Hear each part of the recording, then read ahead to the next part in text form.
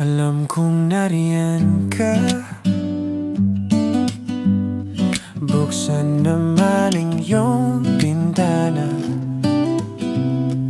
Makikinig ka ba?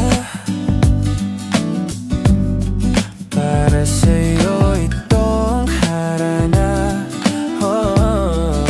Nagdadalawang isip kung itutuloy pa ba, kahit na medyo may kaba. Tuhod ko'y nguminginig pa. Paano kung wag na lang kaya? Kanina pa ako dito sa tapat ng bahay nyo, nagbabaka sakali na ito'y kayanin ko.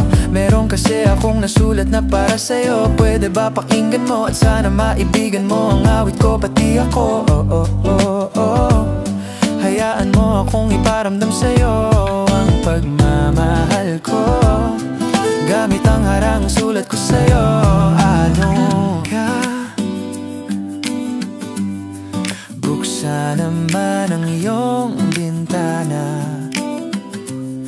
Makikinig ka ba? Para sa'yo itong harana. Napakaganda mong pagmasdan habang dumudungaw ka sa aking harapan. Sa isip ko bakit hindi kita mapalitan. Ako'y natulala, itong buo kong katawan. Di ko kayang naibaling mga mata ko. Ako'y nahumaling na agad sa'yo.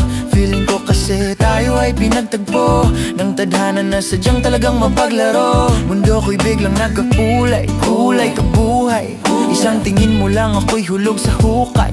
Tinamaan na ako sa'yo kaya humandusay. Pakiramdam ko sa'yo na ako habang buhay. Lalayan ka. Buksan naman ang iyong bintana.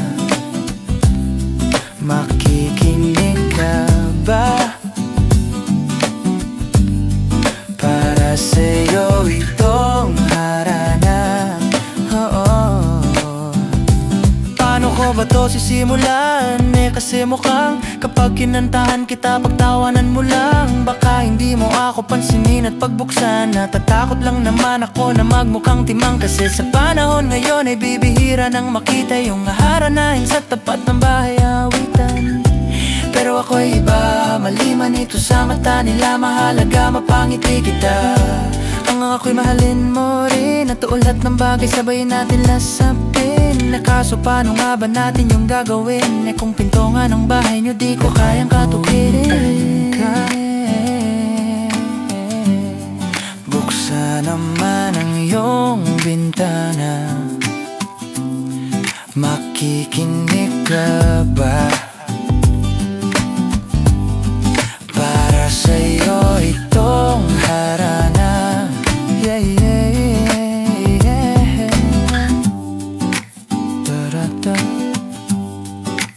da-da-da-da.